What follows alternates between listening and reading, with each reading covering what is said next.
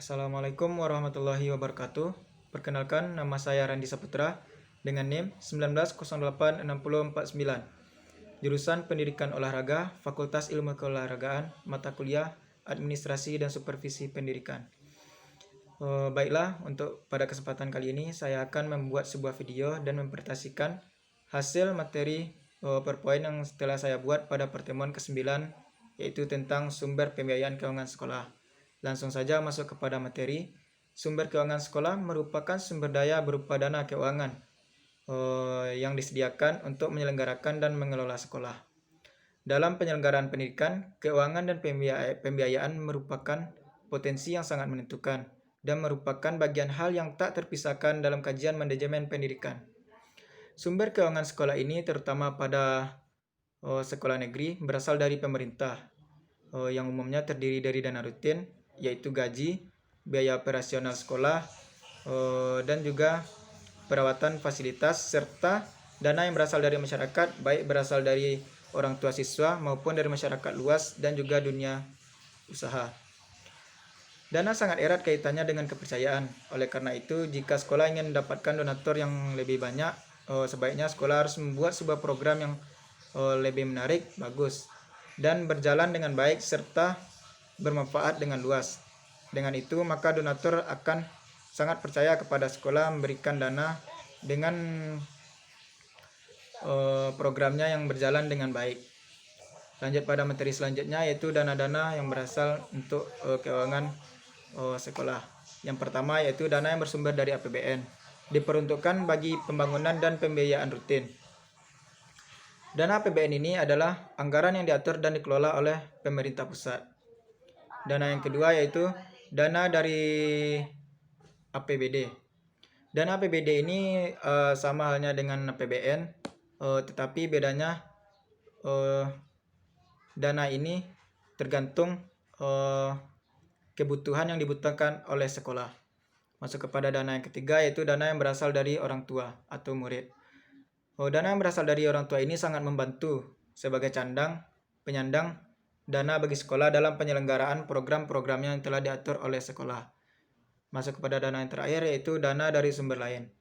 Dana sumber lain ini bersifat tidak mengikat dan juga partisipatif, seperti sukarela dari para alumni, sedekah, infak, dan juga para dermawan. Dan juga terdapat pada seperti kantin sekolah, koperasi sekolah, penyewaan gedung dan fasilitas milik sekolah seperti bunga dan tabungan sekolah. Itulah sumber dana dari sumber pembiayaan keuangan sekolah. Baiklah, yang mengelola keuangan sekolah yaitu terdapat 3 asas menganut tugas antara lain, yaitu tentang otorisator, ordonator, dan juga bendaharawan. Otorisator adalah pejabat yang diberi wewenang untuk mengambil tindakan yang mengakibatkan penerimaan dan pengeluaran anggaran. Ordinator adalah pejabat yang berwenang melakukan pengujian dan memerintahkan pembayaran atas segala tindakan yang dilakukan berdasarkan otorisasi yang telah ditetapkan.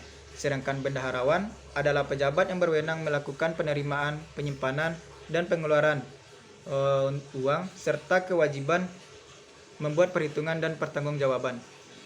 Dari ketiga fungsi asas yang berbeda tersebut, terdapat satu yang mengelola, yaitu kepala sekolah. Itulah yang mengelola keuangan sekolah tersebut. Masuk kepada materi yang selanjutnya, apa yang saya ketahui tentang RPS dan juga RKAS.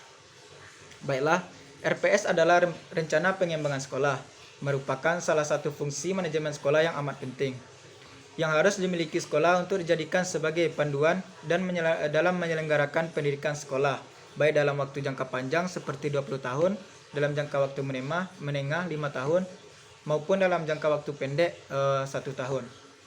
RPS ini memiliki fungsi yang amat penting dan memberikan arah yang lebih bagus kepada sekolah dan memberikan bimbingan bagi para pelaku sekolah dalam rangka pencapaian tujuan sekolah yang lebih baik lagi untuk ke depannya, dengan resiko yang sangat kecil dan untuk mengurangi ketidakpastian masa depan. Dengan RPS, maka program-program sekolah akan berjalan dengan baik dan lancar. Lanjut kepada RKAS. RKAS adalah rencana kerja dan anggaran sekolah. RKAS merupakan rencana biaya dan pendanaan program atau kegiatan secara rinci untuk 1 tahun anggaran. RKAS adalah dokumen anggaran sekolah yang resmi yang telah disetujui oleh kepala sekolah serta disahkan oleh Dinas Pendidikan setempat.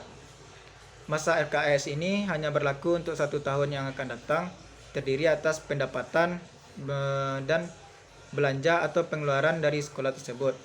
Pendanaan yang dicantumkan dalam RKAS hanya mencakup pengeluaran dalam bentuk uang yang akan diterima dan dikelola sekolah dalam jangka waktu 1 tahun. Baiklah, hanya itu yang dapat saya sampaikan dalam materi sumber pembiayaan keuangan sekolah. Mungkin terdapat banyak kekurangan dan kesalahan, saya mohon maaf. Wabillahi taufiq wal hidayah. Assalamualaikum warahmatullahi wabarakatuh.